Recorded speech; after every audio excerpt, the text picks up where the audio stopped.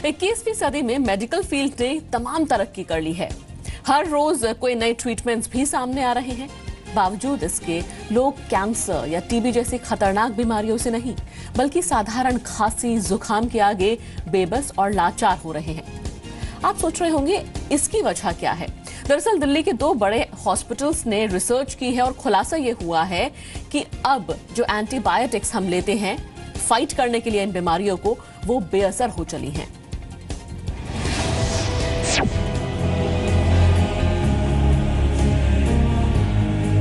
किसी को 1 महीने से बुखार है, लेकिन ठीक होने का नाम नहीं ले रहा। फिर भी उसके हिसाब से कोई आराम नहीं पड़ता। 3 दिन का भी कोर्स होता है, 5 दिन का भी होता है, कोई फर्क नहीं पड़ता। किसी की खांसी तेज एंटीबायोटिक दवाएं लेने के बावजूद ठीक नहीं हो पाई। खांसी है तो उसके लिए डॉक्टर्स ने रिकमेंड किया हुआ है एंटीबायोटिक, बट मैं यूज कर रही हूँ तो मुझे कोई रिलीफ नहीं मिल रहा है उससे।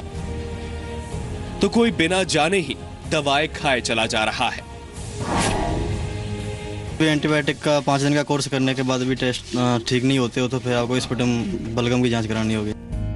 इन सबसे बड़ी दिक्कत अब उन मरीजों के लिए आ चुकी है जो गंभीर हालत में अस्पताल के आईसीयू में भर्ती करवाए जा रहे हैं। अस्पताल में गंभीर हालत में पहुंचने वाले मरीजों पर अब एंटीबायोटिक दवाएं तेजी से बेअसर हो रही हैं। दिल्ली के गंगाराम अस्पताल में नवंबर 2014 से दिसंबर 2015 के बीच आईसीयू में भर्ती किए गए 234 मरीजों पर रिसर्च की गई। नतीजों के मुताबिक 70% मरीजों पर एंटीबायोटिक दवाओं ने असर नहीं किया, यानी गंभीर हालत में अस्पताल पहुंच रहे मरीजों के बेमौत मारे जाने का खतरा अब बेहद बढ़ चुका है। नॉन रेजिस्टेंट बैक्टीरिया से जिनको इन्फेक्शन होता है और रेजिस्टेंट बैक्टीरिया से जिनको इन्फेक्शन होता है, उसमें 2.5 गुना इंक्रीज चांस है डेथ का उन पेशेंट्स में। सो ये काफ़ी सिग्निफिकेंट नंबर है और ये अक्रॉस द कंट्री है। और ये प्रॉब्लम देखिए स्टेडीली राइज किया इंडिया में। एग्जैक्टली कोई टाइमलाइन बताना कि इस डेट से ये बढ़ा है ऐसा नहीं, बट लास्ट 8-10 साल में हमने सिग्निफिकेंट स्टेडी राइज देखा है। इस चीज़ में काफ़ी इंक्रीज किया है लास्ट 8-10 ईयर्स। एंटीबायोटिक दवाएं शरीर में बैक्टीरिया से होने वाले इन्फेक्शन से लड़ने का सबसे असरदार तरीका है, लेकिन बिना जरूरत के दवा खाने पर ये बेअसर होने लगती हैं।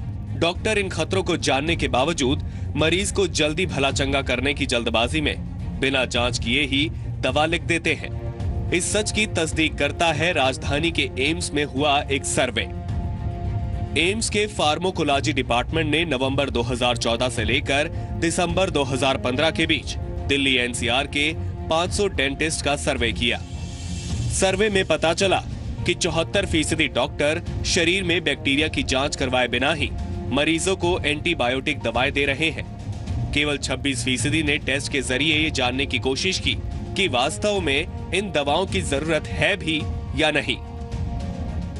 पब्लिक अवेयरनेस भी बहुत ज़रूरी है डॉक्टर्स के लिए और आम जनता के लिए भी, कि छोटी छोटी बीमारी में अनावश्यक रूप से एंटीबायोटिक न लें, और अगर लें तो उसको जहां संभव हो कल्चर सेंसिटिविटी के बाद में लें, और जहां संभव हो उसको उचित मात्रा में उचित ड्यूरेशन तक ही लें। WHO ये चेतावनी दे चुका है कि बिना जरूरत अगर एंटीबायोटिक दवाओं को खाया जाता रहा तो बहुत जल्द दुनिया ऐसे दौर में होगी जब मरीजों का इलाज करना लगभग नामुमकिन हो जाएगा। ऐसी स्थिति में टीबी जैसी गंभीर बीमारियों का इलाज असंभव हो जाएगा। कई तरह की सर्जरी और कैंसर का इलाज भी एंटीबायोटिक दवाओं पर निर्भर है। इसके अलावा HIV और मलेरिया की दवाओं के कमजोर होने की चिंता जताई जा रही है। साधारण खांसी और बुखार जैसे मर्ज भी लाइलाज होने का खतरा बना हुआ है। टीबी के लिए हमारे पास फर्स्ट प्राइमरी ट्रीटमेंट सिर्फ 4 ड्रग्स हैं। उसके बाद हम 6-7 ड्रग्स जो हैं बाकी ड्रग्स ऐड कर देते हैं। तो बेसिकली अगर देखा जाए तो इसके लिए एक भंडार नहीं है दवाइयों का। तो जो प्राइमरी ड्रग्स हैं जिनको की रेजिस्टेंस डेवलप हो रही है, ये एक काफ़ी गंभीर सिचुएशन हो सकती है अगर हम इस पर ध्यान ना दें कि किस तरीके से कंट्रोल करना है, कौन से कॉन्टैक्ट्स हैं, अगर ड्रग रेजिस्टेंट कॉन्टैक्ट्स हैं उनको हमने कैसे हैंडल करना है, इनका हमने ट्रीटमेंट किस तरीके से करनी है, कौन से ड्रग्स देने हैं। एंटीबायोटिक के दुरुपयोग से होने वाले खतरे को भांपते हुए सरकार ने 2011 में एंटीबायोटिक पॉलिसी बनाई। कुछ दवाओं को बिना डॉक्टर की पर्ची के बांटने पर रोक लगाई गई है। हर केमिस्ट के लिए एंटीबायोटिक दवाओं का रिकॉर्ड रखना जरूरी किया गया, लेकिन इन कोशिशों के बावजूद एंटीबायोटिक दवाओं का इस्तेमाल बढ़ रहा है। इंडिया में तो बढ़ रहा है। अभी फॉरेन में कोई मेरा फ्रेंड गया था, उसकी बेटी को कोई थोड़ा सा बुखार हुआ या कोई कोल्ड हुआ तो डॉक्टर ने कोई उसको दवाई नहीं दी, एक सिंपल सा सिरप दे दिया कि नहीं एंटीबायोटिक मैंने नहीं देना है। हमारे इंडिया में वैसे ये जिसके पास भी जाओ सबसे पहले एंटीबायोटिक लिखता है। ज़्यादा प्रिस्क्राइब तो हो ही रही है।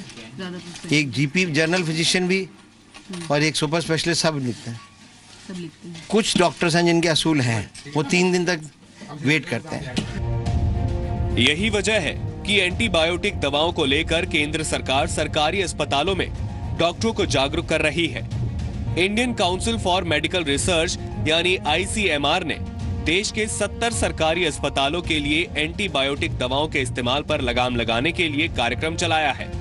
मरीजों को भी समझाने पर जोर दिया जा रहा है कि अपनी मर्जी से दवाएं ना लें और अगर दवा लेनी ही पड़े तो एंटीबायोटिक दवाओं की पूरी खुराक लें, बीच में दवा ना छोड़ें।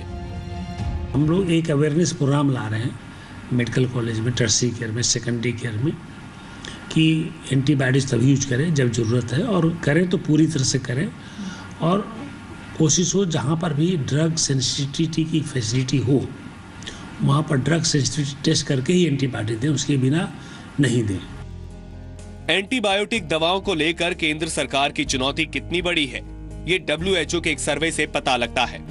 हर आय वर्ग के 150 लोगों और तकरीबन इतने ही फिजिशियंस के बीच हुए सर्वे के मुताबिक खांसी, जुकाम, बुखार या सिरदर्द में 78% लोगों को किसी डॉक्टर की जरूरत महसूस नहीं होती।